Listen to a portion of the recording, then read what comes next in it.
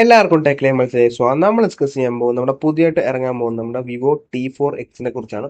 So ഈ smart phone നമുക്ക് ഈ മാസം അവസാനം അല്ലെങ്കിൽ നെക്സ്റ്റ് മന്ത് മാർച്ച് ഫസ്റ്റ് ആ ടൈമിലൊക്കെ ആയിരിക്കും നമുക്ക് ഇന്ത്യയിൽ ലോഞ്ച് ആകാൻ പോകുന്നത്. ഓൾറെഡി നമുക്ക് ഫ്ലിപ്കാർട്ടിൽ ഇതിന്റെ കുറച്ച് ഡീറ്റെയിൽസ് ഒക്കെ വന്നിട്ടുണ്ട്. പക്ഷേ ഡിസൈൻ്റെ കാര്യങ്ങളൊന്നും വന്നിട്ടില്ല. മീൻസ് ഡിസൈൻ എങ്ങനെയാണെന്ന് നമുക്ക് അറിയത്തില്ല. പക്ഷേ plastic back, plastic frame, IP64 rating കാര്യങ്ങളൊക്കെ ആയിരിക്കും വരാൻ പോകുന്നത്. പിന്നെ side mount finger print scanner ആണ് വരുന്നത്. ഡിസ്പ്ലേ വൈസ് നമ്മൾ നോക്കുവാണെങ്കിൽ 6.72 ഇഞ്ചിന്റെ ഒരു full HD plus 120 hertz IPS LCD ആണ് വരാൻ പോകുന്നത്.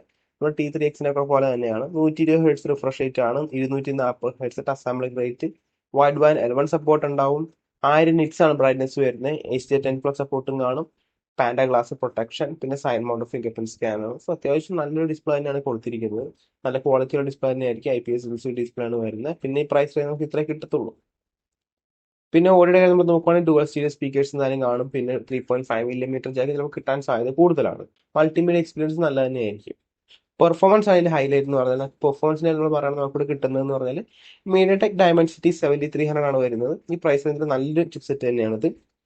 LPDDR4X റാമും UFS 2.2 സ്റ്റോറേജ് ആണ് വരുന്നത്. പിന്നെ ഹൈബ്രിഡ് കാർഡ്സിലോട്ടും വരും. സോ അതുകൊണ്ട് തന്നെ നമുക്ക് മെമ്മറി കാർഡ് എക്സ്പാൻഷൻസ് സപ്പോർട്ട് ചെയ്യുന്നുണ്ട്.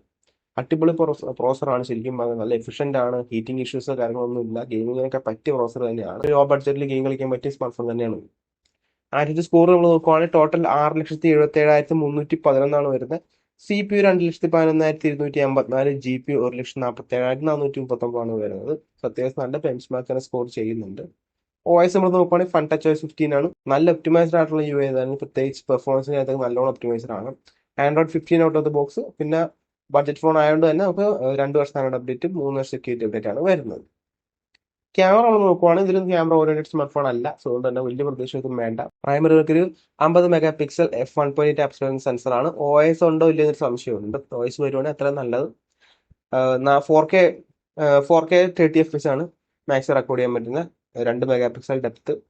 പിന്നെ 16 mega pixel selfie 1080p 30 FPS. വലിയ എടുത്ത് പറയുന്ന കാര്യങ്ങളൊന്നുമില്ല. ടിപ്പിക്കലി പ്രൈസ് റേഞ്ചിൽ വരുന്ന എല്ലാ സ്മാർട്ട് ഫോണും പോലെയൊക്കെ തന്നെയാണ് വരുന്നത്. ക്യാമറ ഇതിന്റെ ഒരു സ്ട്രോങ് പോയിന്റ് അല്ല ശരിക്കും. ബാറ്ററി നമ്മൾ പറയുകയാണെങ്കിൽ ഈ ബഡ്ജറ്റിൽ ഏറ്റവും വലിയ ബാറ്ററി സ്മാർട്ട് ഫോൺ ആയിരിക്കും എന്ന് പറയുന്നത്. 6500 mAh ബാറ്ററി 45 വാട്ടിന് ചാർജർ ബോക്സിൽ കിട്ടും. സോ ഇതെന്ന് പറയുകയാണെങ്കിൽ നമുക്ക് ഗെയിമിങ്ങിന് പറ്റിയ ഫോണാണ്. കാരണം പെർഫോമൻസ് അത്യാവശ്യം നല്ല തന്നെയുണ്ട്. പിന്നെ അതുപോലെ ബാറ്ററിയും വലുത് തന്നെയാണ്. സോ മൾട്ടിമീഡിയ എക്സ്പീരിയൻസ് നല്ലതാണ്. പെർഫോമൻസ് നല്ലതാണ്. ബാറ്ററിയുടെ കാര്യത്തിൽ അടിപൊളി തന്നെയാണ് വരുന്നത്. കണക്ടിവിറ്റി 5G ഒബിയസ്ലി 5G ആണ്. Wi-Fi 6, 5.3, USB Type-C 2.0 വരുന്നുണ്ട്. ഹൈബ്രിഡ് കാസ്ലോട്ട് വരുന്നുണ്ട്. അങ്ങനെയുള്ള എല്ലാ ഫീച്ചേഴ്സും കാര്യങ്ങളൊക്കെ കണക്ടിവിറ്റി കാര്യത്തിലും വരുന്നുണ്ട്. ഒരു കോംപ്രമൈസോ കാര്യങ്ങളൊന്നും വിവോ ഇവിടെ കാണിച്ചിട്ടില്ല. നല്ലൊരു ഫോൺ തന്നെയാണ്. നിങ്ങൾക്ക് ഒരു പെർഫോമൻസ് ഓറിയന്റഡ് സ്മാർട്ട് ഫോൺ വേണം, നല്ല ബാറ്ററി ബാക്കപ്പ് ഉള്ള സ്മാർട്ട് ഫോൺ വേണമെന്നുണ്ടെങ്കിൽ പറ്റിയ ഫോൺ തന്നെയാണ്. പ്രൈസ് നമ്മൾ നോക്കുവാണെങ്കിൽ 2-3 വേരിയൻസ് ഉണ്ടാവും. എന്ന് പറഞ്ഞാൽ 4GB 128 ആയിരിക്കും സ്റ്റാർട്ടിങ് വരുന്നത്. പിന്നെ 6GB 128, 8GB 128 ഒക്കെ ആയിരിക്കും വരുന്നത്. എക്സ്പെക്ടഡ് പ്രൈസ് എന്ന് പറഞ്ഞാൽ ഒരു 15,000 രൂപ താഴെയാണ്. 14,000 തൊട്ട് ഒരു 13,000 തൊട്ട് ഒരു 15,000 ആ റേഞ്ച് ആയിരിക്കും സ്മാർട്ട് ഫോൺ വരാൻ പോകുന്നത്. ആ പ്രൈസിന് ഒരു കിടുക്കൻ ഗെയിമിംഗ് ഫോൺ തന്നെയായിരിക്കും ഇത്. ഗെയിമിംഗ്, മൾട്ടിമീഡിയ എക്സ്പീരിയൻസ്, പിന്നെ ബാറ്ററിക്ക് പറ്റിയ ഫോൺ തന്നെയാണ്. സോ നമുക്ക് നേരത്തെ ഇറങ്ങിയ T3X ഒക്കെ പോലെ തന്നെയാണ് ഈ സ്മാർട്ട് ഫോണും വരുന്നത്. ഇച്ചിരി പെർഫോമൻസ് ഓറിയന്റഡ് ആണിത്.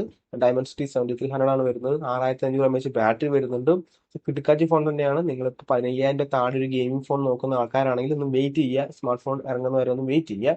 സോ ഗൈസ്, അപ്പോൾ ഇന്നത്തെ വീഡിയോ ഇത്രയുള്ളൂ. ഇന്നത്തെ വീഡിയോ ഇഷ്ടപ്പെട്ടാൽ ലൈക്ക് ചെയ്യുക, സബ്സ്ക്രൈബ് ചെയ്യുക, hit the bell icon feature. നമുക്ക് നെക്സ്റ്റ് വീഡിയോ കാണാം.